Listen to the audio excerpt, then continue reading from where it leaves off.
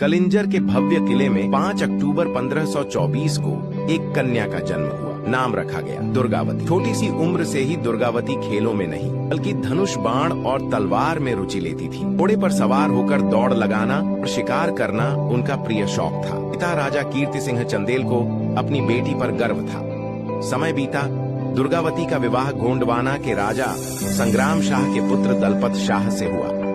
विवाह के बाद वे गोंडवाना की महारानी बनी। कुछ ही वर्षों बाद पति दलपत शाह का निधन हो गया। दुर्गावती ने राज्य संभाल लिया। उन्होंने तालाब बनवाए, कृषि सुधारी और प्रजा को समृद्ध बनाया। प्रजा उन्हें मां के समान मानने लगी। तभी खबर आई कि मुगल सम्राट अकबर का सेनापति आसफ खान गोंडवाना की ओर बढ़ रहा है। पर मैं उत्तर दिया, गोंडवाना किसी के चरणों में झुकना नहीं जानता।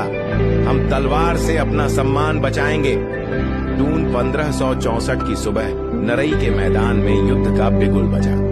रानी ने चमचमाते कवच पहन लिए, हाथ में भाला लिया और घोड़े सारंग पर सवार हो गए। उनकी आंखों में अग्नि थी कर था। रानी आगे आगे थी और मुगल सेना पर बिजली सी टूट रही थी, मगर दुश्मन की संख्या बहुत अधिक थी। एक तीर रानी की बांह में लगा, फिर दूसरा कंधे में। घोड़ा लड़खड़ाया, सैनिक चिंतित हुए। रानी ने देखा कि पराजय निश्चित है।